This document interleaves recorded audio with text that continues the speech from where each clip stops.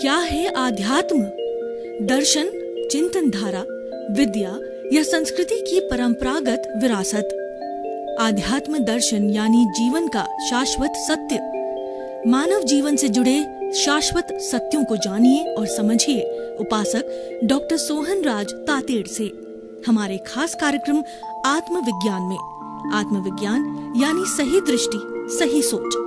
भाई और बहनों, मातृशक्ति को नमन। स्टूडियो में आपका हार्दिक स्वागत है, अभिनंदन है, सत्कार। आत्मविज्ञान साइंस ऑफ द सोल कार्यक्रम के अंतर्गत हम आपको सही दृष्टि, सही सोच, कुदरती रचना और कुदरत का कानून बताते हैं। उससे आपको सनातन सुख की प्राप्ति होती है, उससे आपको सनातन सत्य मिलता है, यूनिवर्सल ट्रुथ मिलता है, सार्वभौम सत्य मिलता है, आपको रियलिटी मिलती है। और रियलिटी आपको बताना, ये हमारे आत्मविज्ञान कार्यक्रम का मुख्य उद्देश्य है। आपको बदलना, आपको सही दिशा देना है, हमारे इस आत्मविज्ञान कार्यक्रम का उद्देश्य है। ये सारा हम कार्य अलग अलग एपिसोड्स के माध्यम से, अलग अलग चिंतन, विचारधारा, भावधारा के माध्यम से करते हैं। तो आज बहुत सुंदर एपिसोड लेकर के हम आपके सामने प्रस्तुत हो रहे हैं। आज का हमारा विषय है अशुद्ध चित्त, शुद्ध चित्त। देखिए, सबसे पहले समझना पड़ेगा कि चित्त किसे कहते हैं। चेतना की शक्ति को चित्त कहते हैं। और जहाँ पर मैं इस चित्त की बात कर रहा हूँ, ये चित्त जो है, इस हमारे जो ये ग्रॉस बॉडी है, ये जो दिखने वाला स्थूल शरीर है, उसका मालिक चित्त है। यानी जो कुछ भी बाहर से इंद्रिय जगत से, मन के द्वारा, बुद्धि के द्वारा वो बात जाएगी, चित्त के माध्यम से जाएगी। और भीतर से जो है हमारा आत्मा, कर्म शरीर, अध्यवसाय और जो हमारा सबकॉन्शियस माइंड, उससे निकल के कोई भी बात आएगी, यानी भाव, वो भाव बन के आते हैं, वह भी चित्त पे आएंगे। चित्त मतलब जो है एक हमारा ब्रिज है, चित्त हमारा एक कॉमन पॉइंट है, चित्त हमारा एक जंक्शन है। बाहर से भीतर आओ, चाहे भीतर से बाहर आओ, वह चित्त को अवश्य ही आना पड़ेगा। इसीलिए चित्त मालिक है, चित्त परमानेंट है, क्योंकि वह चेतना की शक्ति है। हमारी जो आत्मा है, जो प्रभु है, भीतर जो मूल आत्मा है वह प्रभु है। और मूल आत्मा है, वो ज्ञाता है, दृष्टा है, वो जानने वाला है, वो देखने वाला है, और वो अनंत ज्ञान वाला है, अनंत दर्शन वाला, अनंत शक्ति वाला है, अनंत सुख का धाम में वो सच्चिदानंद है। सच्चिदानंद का मतलब होता है सत्य चित्त आनंद। सत का मतलब अविनाशी। हमारा जो मूल प्रभु है, मूल आत्मा है, वह अविनाशी है। और उसका जो गुण है वह है ज्ञान और दर्शन वाला है। कभी ज्ञान में जाता है, कभी दर्शन में जाता है। वैसे दोनों एक है, लेकिन ये ज्ञान और दर्शन पर्याय है, ये मोड्स है। अगर पर्याय के अंदर एक उत्पन्न होता है, एक विनाश होता है, ये दो न हो तो हमारे चित्त की या आत्मा की जो है, कोई भी कहना चाहिए कि वह उसका अस्तित्व नहीं है। इसीलिए, और तीसरा जो इसका जो लक्षण है वो आनंद है, आनंद की प्राप्ति करने वाला। तो हमारे भीतर जो शुद्ध प्रभु है वो केवल आनंद ही आनंद है, वो अशरीरी है, वो अजन्मा है, और वो मन वचन काया से मुक्त ऐसा शुद्ध आत्मा है, और वो बिल्कुल चेतना वाला है। उसकी शक्ति स्थूल शरीर पे आती है, वो चित्त कहलाता है। देखिए, अब शुद्ध चित्त और शुद्ध चित्त और अशुद्ध चित्त। चित्त विक्षिप्त होता है, चित्त शुद्ध और अशुद्ध होता है। और चित्त की विक्षिप्तता बुद्धि को विक्षिप्त करती है, अहंकार को विक्षिप्त करती है, और मन को विक्षिप्त करती है, और कुल मिला के वो इंद्रियों को और पूरे सिस्टम को जो विक्षिप्त करती है, क्योंकि मालिक वो है। किसी भी देश का राजा जब विक्षिप्त होता है, जब प्रभावित होता है, तो सभी लोग प्रभावित होते हैं, क्योंकि संचालन करने वाला वो है। तो हमारे इस स्थूल शरीर का संचालन करने वाला चित्त है, जो कि आत्मा का प्रतिनिधि है, और वह इस स्थूल शरीर को संचालित करता है। अब ये है कि वह शुद्ध और अशुद्ध कैसे होता है, ये जानने के लिए मुझे आपको गंगोत्री तक ले जाना पड़ेगा। देखिए, मेरे को इनिशियल पॉइंट पे जाना पड़ेगा कि हमारा जो ये मूल स्वरूप शुद्ध आत्मा है, ये शुद्ध आत्मा किसी न किसी समय के अंदर वह जो है वो हमारे कषाय के साथ, राग द्वेष के साथ के अंदर जुड़ गया, जिसको हम कॉजल बॉडी, लिंग शरीर और कार्मण शरीर कहते हैं, जिसको हम कषाय कहते हैं, जिसको हम क्रोध मान माया लोग कहते हैं, कुछ भी कहो, इसके असंख्य, इसके कई नाम है, कई पर्यायवाची है, तो वो हमारे अनादि अनंत काल से जुड़ा हुआ है। इसके संबंध के अंदर भगवान महावीर को उनके शिष्यों ने निवेदन किया कि प्रभु, ये जड़ और चेतन, ये आत्मा और ये हमारा पौद्गलिक शरीर, आत्मा और ये कार्बन शरीर, ये कब से आपस के अंदर जुड़ा हुआ है? तो भगवान ने प्रति प्रश्न किया, क्योंकि उनको भी समय का उनको जानकारी नहीं थी, तो उन्होंने अपने शिष्यों को पूछा कि आप बताओ कि पहले मुर्गी पैदा हुई कि पहले अंडा पैदा हुआ? तो बहुत देर सोचने के बाद उनके शिष्य बोले कि हम तो अज्ञानी हैं प्रभु, आप ही बताओ। प्रभु ने कहा कि मुझे भी पता नहीं इन दोनों का कार्बन शरीर का और मूल स्वरूप आत्मा का कब संपर्क हुआ। तो उन्होंने कहा ये प्रश्न बार बार न उठे तो पश्चानुपूर्वी, ये अनादि अनंत काल से जुड़े हुए हैं, लेकिन इसका उद्देश्य, इसका लक्ष्य है कि दोनों सेपरेट होना चाहते हैं। दोनों जो है वह लंबे समय तक साथ नहीं रहना चाहते हैं, क्योंकि अपने मूल अस्तित्व में आने से वह एंजॉय करते हैं। अभी अशुद्ध हो गए हैं, तो जो हमारा मूल स्वरूप के अंदर जो हमारा शुद्ध आत्मा भगवान आ जाता है, तो वह राग द्वेष और कार्बन शरीर से मुक्त हो जाता है, और वो मुक्त होकर के और अपने स्वभाव में रमण करता है, स्वभाव में ही वो एंजॉय करता है। लेकिन इसके साथ के अंदर राग द्वेष मिटने से विवाह हो गया, दोनों परेशान हैं, दोनों अलग होना चाहते हैं। और जब दोनों अलग हो जाते हैं, जो है वो उसका प्रोसेस मैं बताऊंगा। वो अलग हो जाने से जो हमारा जो ये जड़ तत्व है, वह हमारा चतुस्पर्शी है, वह जाकर के और जड़ के साथ में मिल जाता है, और जो मूल चेतन तत्व है, वह जो है आनंद लक्षण वाला सच्चिदानंद है, वह मुक्त होकर के और सिद्ध शिला पर जाकर के विराजमान होकर के परमात्मा बन करके आनंद की अनुभूति करके, और वहाँ पर जो है सिद्ध शिला में फॉर एवर विराजमान हो जाते हैं। फिर इस दुख का कारण, अज्ञान का कारण, जो 84 लाख जीवा योनि में भ्रमण करना है, ये दुख का कारण है। जन्म लेना, हर बार जन्म लेना सबसे बड़ा दुख का कारण है। जन्म और मृत्यु सबसे अधिक दुख का कारण है। जब मृत्यु होती है तो आत्मा पूरे शरीर के अंदर जितने इसके असंख्य असंख्य अनंत अनंत जो परमाणु प्रदेश होते हैं कार्बन शरीर के, उनको खींचती है। आपने देखा होगा कि आपके इसके शरीर के ऊपर कोई भी पट्टी, बेलेडोना प्लास्टर लगा हुआ हो, और जब आप इसको पूरा खींचते हैं तो कितना दर्द होता है। उसी तरीके से सारे शरीर से जो है ये कषाय के परमाणु को जो खींचने के अंदर कितना आत्मा को या इस शरीर को, आत्मा को दर्द होता ही नहीं है, वह तो जो है वो तो आनंद वाला है, तो शरीर को बहुत बड़ा दर्द होता है। तो कहने का मतलब मृत्यु सबसे ज़्यादा कष्टकारी है।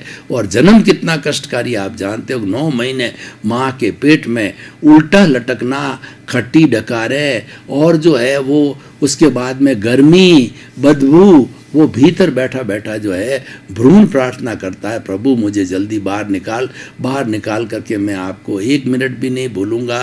तब कबीरदास जी ने बहुत सुंदर कहा कि दुख में सुमिरन सब करे और सुख में करे न कोय, जो सुख में सुमिरन करे तो दुख काय का होए। यानी फॉर एवर आप आपके आत्म स्वरूप को हमेशा याद रखोगे कि मैं तो शुद्ध आत्मा हूँ और मैं तो जानने वाला हूँ, देखने वाला हूँ। जब आप अपने स्वभाव में रमण करोगे तो दुख हो ही नहीं सकता। ये रियल पुरुषार्थ है, ये जागृति है। अपने स्वभाव में रमण करना रियल पुरुषार्थ है, इसको जागृति बोलते हैं।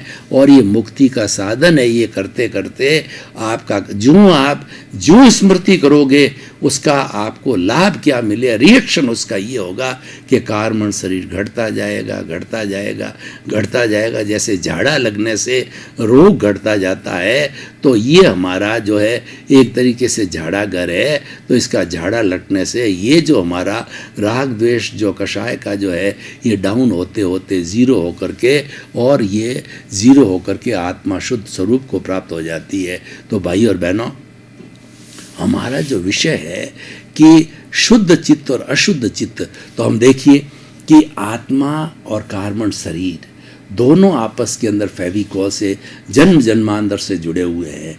तो जब कभी भी आत्मा, ये मल्ल युद्ध की तरह लड़ते रहते हैं, कौरवों पांडवों की तरह हमारे हृदय के अंदर, कुरुक्षेत्र के अंदर अच्छाई बुराई के समय में हर वक्त लड़ते रहते हैं। तो इनके लड़ने से देखिए कि अगर मान लो आत्मा की जीत होती है तो क्षोभ सम पैदा होता। क्षोभ सम पैदा होने का मतलब ये है कि शुभ भाव पैदा हुए, शुद्ध भाव पैदा हुए। वो होता है हमारा तेजो पद्म शुक्ल लेशिया। ये शुद्ध भाव है, वो दोनों का जो कॉम्बिनेशन है कार्बन शरीर आत्मा का, उससे बाहर निकलते हैं तो एक घोड़ा बनता है जिसको अध्यवसाय कहते हैं। अध्यवसाय इनके ऊपर एक सुरक्षा कवच है दोनों का। तो यहाँ से निकल करके और वो शुभ भाव, अब देखिए शुभ भाव तेजो पद्म शुक्ल लेशिया है, वो आगे जाती। तो आगे जाने पर जो ब्रिज आता है, ब्रिज के ऊपर जाती है, वो ब्रिज हमारा जो है वो हमारा ल्यूमिनस बॉडी है, हमारा तेजस शरीर है और हमारा जो अवचेतन मन है उसके पास में जाती है। तो वहाँ जाने पर इसका रूपांतरण हो जाता है कि जो ये जो है वो कलरलेस जो है शुभ लेशियाएँ थी, तेजो पद्म शुक्ल लेशिया, तो उनको कलर मिलता है।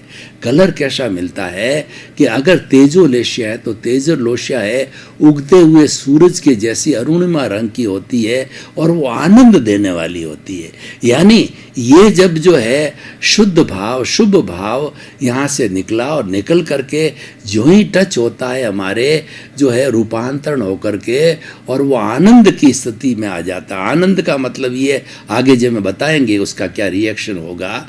और दूसरी जो लेशिया है हमारी पद्म लेशिया है, तो पद्म लेशिया होती है पीला चमकता हुआ हल्दी के कलर का जैसा कलर होता है। तो ये जब अवचेतन मन को हमारे जो है ल्यूमिनस बॉडी को टच होता है तो उसका रूपांतरण जो है जब उसके अंदर पद्म लेशिया के रूप में होता है तो ये अनुभूति कराती है शांति की, परम शांति होती है जीवन के अंदर, मेंटल पीस आ जाती है। और तीसरी शुद्ध लेशिया, ये दोनों जो है शुभ लेशियाएं थी और तीसरी शुद्ध लेशिया है वो हमारी वाइट चमकता हुआ कलर जो है वो हमारी शुक्ल लेशिया होती है। शुक्ल लेशिया प्योरिटी की लेशिया होती है, शुद्ध लेशिया होती है। और ये लेशिया इस बात का प्रतीक है कि वह व्यक्ति धीरे धीरे मुक्ति की ओर जाने वाला है, मोक्ष की ओर की जाने वाला है। ये प्योरिटी देती है। प्योरिटी ऑफ द सोल का मतलब होता है हमारा कार्बन शरीर को ये धीरे धीरे रिड्यूस बढ़ने नहीं देती है, रिड्यूस करती जाती है। और ये लेशिया जो है ये लेशिया होती है आत्मा का शुद्ध भाव होता है, ज्ञाता दृष्टा का भाव होता है, अनंत ज्ञान, अनंत दर्शन, अनंत शक्ति। आत्मा के जितने जितने गुण होते हैं उन सब गुणों की भजना करना, उन गुणों को याद करना, आत्मनिरीक्षण करना, सेल्फ रियलाइजेशन करना, इंट्रोस्पेक्शन करना और जो है आत्मनिरीक्षण करने से जुड़ा हुआ होता है, ये हमारी शुक्ल लेशिया होती है।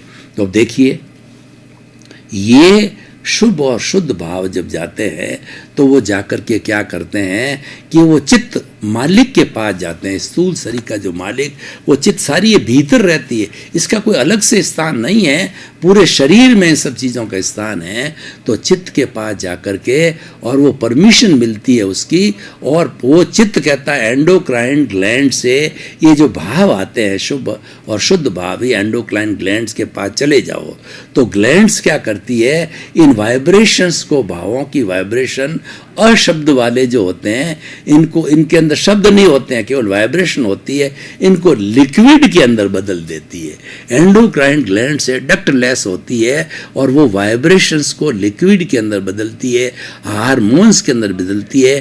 तेजोलेशिया, पद्मलेशिया, शुक्ललेशिया जैसे जैसे भाव हैं वैसे वैसे वो हार्मोन्स पैदा करती है और वो हार्मोन्स उसका संपर्क होता है सीधा ब्लड के साथ में होता है और ब्लड के अंदर, पूरे ब्लड के अंदर वो हमारा तेजो पद्म शुक्ललेशिया जिसका भी भाव है वो घुल मिल जाता है, एक एक खून के कतरे के अंदर मिल जाता है और उसके अकॉर्डिंगली हम एक्शन कर लेते हैं। मन, बुद्धि, चित्त, अहंकार जो है ना उसके अनुसार ढल जाते हैं। ढलना पड़ेगा क्योंकि ये सुप्रीम कोर्ट का आदेश है, वो हर एक को मान्य होता है, उसमें कोई क्रॉस नहीं कर सकता है।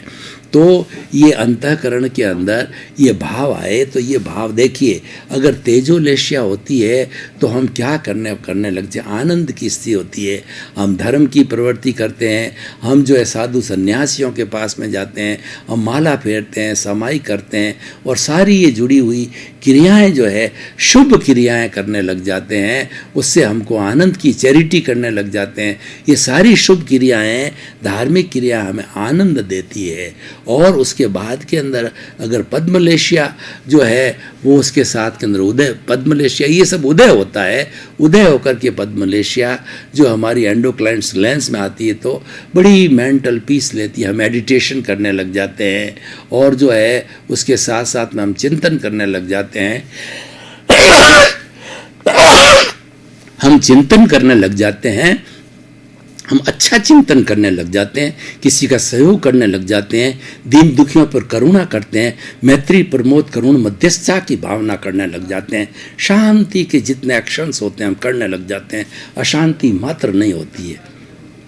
और तीसरी लेशिया का उदय बहुत रेयर होता है, उन महापुरुषों के होता है जो मुक्ति की और कुछ ही भवों के अंदर मुक्ति की ओर जाने वाले होते हैं, ज्ञानी पुरुष के होता है, महात्मा लोगों के होता है, और जिनका राग द्वेष का घनत्व कम होता है, जो वो प्योरिटी ऑफ द सोल होती है, उनको ये लेशिया आती है।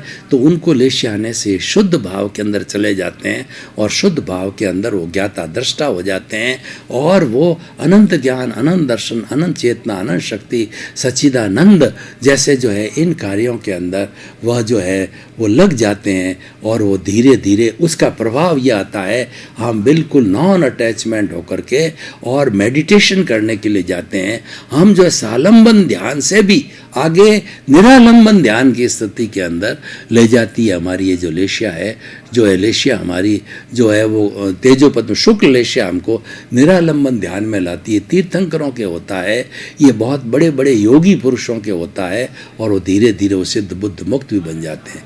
तो ये क्या हुआ कि शुद्ध चित्त हुआ और उसने सारी शुद्ध कार्रवाई कराई। अब मैं दूसरा पक्ष लेता हूँ अशुद्ध चित्त का। तो हमारे भीतर जो 6 तरह की लेशियाएं होती है हमारे भीतर, अब देखिए कि जो आत्मा और ये उदय भाव वाला जो कार्मण शरीर है, इसके अंदर हमारा कार्मण शरीर जीत गया। तो कार्मण शरीर जीत करके यानी राग द्वेष जीत गया, यानी उदय प्रारब्ध भाव जीत गया। पहले तो क्षोभसम था और अब उदय प्रारब्ध भाव जीता है। तो हमारी कृष्ण नील कापोत लेशिया जो है वो कलरलेस यहाँ से निकल करके उसी रास्ते अध्यवसाय के रास्ते हमारी ल्यूमिनस बॉडी और हमारा जो कहना चाहिए जो अवचेतन मन है सबकॉन्शियस माइंड के पर जा करके, और वो 3 तरह की लेशिया जैसा जैसा भाव है उसमें कन्वर्ट होती है। कृष्ण लेशिया होती है वो डार्क काले कलर की होती है और वो एकदम हिंसा के भाव होते हैं। पंचेंद्रिय का वध करना, इंसान को मार देना, और जो मारने का, कूटने का, रौंदने का ये विचार आता है। तो ये जब उसी सिस्टम से जो है वो हमारे चित्त को टच होती तो चित्त उनको भेज देता है एंडोक्राइन ग्लैंड्स के अंदर जाकर के, पुनः वो वाइब्रेशन जो है ठीक पहले की तरह जो है वह जो है कृष्ण लेशिया के रूप के अंदर वो वाइब्रेशन बदल लिक्विड वो जो है खराब हार्मोन्स के अंदर आ जाते हैं। तो हमारे हार्मोन्स 2 तरह के होते हैं, अच्छे हार्मोन्स और बुरे हार्मोन्स। यानी चित्त जो है अशुद्ध हो गया। और नील लेशिया जो आती है वह झूठ, कपट और धोखाधड़ी उसकी होती है। तो व्यक्ति के जो वो लेशिया उसके अंदर आती है तो हमारा चित्त अशुद्ध हो जाता है। धोखाधड़ी और जो है बदमाशी, कम तोलना, कम माप तोल, झूठी एविडेंस उसके अंदर लग जाता है। और तीसरी होती है कापोत लेशिया, ये 1 by 1 है, वो कम कंसंट्रेशन की डाइल्यूट होती है। तो जो हमारी कापोत लेशिया होती थोड़ी डाइल्यूट होती है, वह जो है नेगेटिव थॉट्स को लाना, किसी के प्रति घृणा करना, किसी के प्रति ईर्ष्या करना, किसी को जो है बिगाड़ने की, इस तरह की वो लेशिया आ जाती है। तो देखिए ये सारे जो है वो चित्त विक्षिप्त हो गया और ये हमारे बुरे हार्मोन्स, हमारे बैड क्वालिटी का हार्मोन्स है ब्लड के साथ में हो गए और वो परिणति कराते हैं, किसी का मर्डर करा देते हैं। कृष्ण लेशिया होती है पंचेंद्रिय। ये जो जितने भी कसाई लोग होते हैं उनके ये लेशिया चलती। बड़े बड़े डाकू होते हैं जो कि निर्मम हत्या करते हैं, उनके ये कृष्ण लेशिया चलती है। और नील लेशिया होती है जो लोग बेईमानी करते हैं, जो लोग अपराधी होते हैं, लोग जो आतंकवादी होते हैं और मिलावट करते हैं, दवाई में, मसालों में, हर चीज़ में मिलावट करते हैं, उन लोगों की होती है। और तीसरी लेशिया होती है उन जो है ईर्ष्यालु लोगों की होती है, क्रोधी लोगों की होती है, और वो जो है नकारात्मक भावों के लोग होती है, क्रिटिसाइज करने वाले लोगों की होती है। और इस तरीके से उस व्यक्ति का ये अशुद्ध चित्त होने के कारण उस व्यक्ति से वैसा व्यवहार करा देता है। व्यक्ति करता नहीं है, ये हो जाता है, क्योंकि ये गंगोत्री से हमारे शुभ अशुभ और शुद्ध भाव आते हैं, वो जाकर के और हमारे चित्त को टच होकर के एंडोक्राइन ग्लैंड से और व्यक्ति को हो जाते। इसीलिए कहा गया है ये भाव जो भीतर से आए वो विचार में बदलते हैं, और विचार जो है ना वो हमारे चित्त में बदलते ही विचार हो जाते हैं। क्योंकि चित्त जो है वाइब्रेशन की भाषा नहीं जानता, चित्त तो शब्दों की भाषा जानता, अंतःकरण शब्दों की भाषा जानता है। लेकिन हमारा जो ये जो हमारा जो अवचेतन मन है वह शब्दों की भाषा नहीं बात जानता, इसलिए वो अतीन्द्रिय कहलाता है, अतीन्द्रिय होता है, और वो वाइब्रेशंस को जानता है। और जो ही हम जो है वो हमारे चेतन मन पे आ जाते हैं, तो चेतन मन के अंदर ये शब्द होते हैं, और शब्दों की अपनी सीमा होती है, मुंडे मुंडे मतिर भिन्ना होता है। इसीलिए भेदभाव जितना दिखाई देता है विचारों का जो है हमारे बाहरी जगत के अंदर, ये सारा जो है चित्त पे विचारों का, इसलिए कहा गया है जैसे भाव वैसे विचार, जैसे विचार वैसा आचार, जैसा आचार वैसा व्यवहार, जैसा व्यवहार वैसा व्यक्तित्व, जैसा व्यक्तित्व वैसी पहचान। वो व्यक्ति पहचाना जाता है, ये सज्जन व्यक्ति है, ये दुर्जन व्यक्ति है, ये गुंडा है, ये आतंकवादी है, ये अपराधी है, और ये किसी का साधु है, किसी का बुरा नहीं करने वाला है, और ये सबका भला करने वाला है, सबको अच्छा रास्ता बनाने वाला है। ये तिन्नानम है, ये तारियाणम है। ऐसी ऐसी कैटेगरी हमारी इन भावों की वजह से बनती है। तो एक से तो चित्त शुद्ध हुआ, दूसरे से चित्त है हमारा अशुद्ध हुआ। उसी तरीके से बाहरी इसका उल्टा चले तो बाहरी जगत से हम लेकर के चित्त के पास आती है, यानी अहंकार। जैसा हमारा अहंकार पॉजिटिव अहंकार होगा तो हमारी शुभ लेशियाएं बनेगी, और हमारा नेगेटिव अहंकार है तो अशुभ लेशियाएं फिर अंदर जाकर के इकट्ठी हो जाएगी। तो ये सारा चक्कर जो है भीतर से बाहर, बाहर से भीतर, पॉजिटिव से नेगेटिव चलता ही रहता है। तो भाई और बहनों, मैंने जो है शुद्ध चित्त और अशुभ चित्त की बात करी, और वो क्यों होता है कारण बताए, उसका निवारण भी बताया कि हम उसको कैसे शुद्ध कर सकते हैं। तो भाई और बहनों, तो शुद्धिकरण अगर भीतर से अशुभ आ रहा है उसको शुभ करने की भी हमारे पास विधि है कि हमारा जो ये ट्रांसफॉर्मेशन का जो ल्यूमिनस बॉडी है, अवचेतन मन है, वो अवचेतन मन अगर भीतर से अशुद्ध लेशिया आती तो प्रतिरोधात्मक शक्तियाँ देती है, वो शुद्ध लेशियाएँ खड़ाते, जो पद में शुक्ल लेशिया खड़ी कर देती तो वो दब जाते हैं, वो बाहर आते ही नहीं है, और वो आत्म प्रदेशों में भुगतते जाते हैं। इसलिए कोई व्यक्ति ज्ञानी पुरुष है और व्यक्ति वो सामायिक आलोचना प्रतिक्रमण प्रत्याख्यान करने वाला है, तो वो सब्लिमेशन करने वाला है, वो शुद्धिकरण करने वाला है, तो शुद्ध भावों को खड़ा करता है। भाई और बहनों, आपका बहुत बहुत धन्यवाद। आप हमारा आत्मविज्ञान कार्यक्रम बराबर देख रहे हो, देखते रहिए। आत्मविज्ञान कार्यक्रम में परिवर्तन के सूत्र है, परिवर्तन के सिद्धांत है, परिवर्तन के टिप्स है, क्योंकि हमारा उद्देश्य है सुधरे व्यक्ति, समाज व्यक्ति से राष्ट्र स्वयं सुधरेगा। हम आपको सुधारना चाहते हैं, आपको एक अच्छा इंसान बनाना चाहते हैं। इसी क्रम में आपका जीवन आनंदमय हो, मंगलमय हो। आपके प्रति बहुत बहुत शुभकामनाएं। क्या है आध्यात्म? दर्शन, चिंतन धारा, विद्या या संस्कृति की परंपरागत विरासत। आध्यात्म दर्शन यानी जीवन का शाश्वत सत्य। मानव जीवन से जुड़े शाश्वत सत्यों को जानिए और समझिए उपासक डॉक्टर सोहन राज तातेड़ से हमारे खास कार्यक्रम आत्मविज्ञान में। आत्मविज्ञान यानी सही दृष्टि, सही सोच।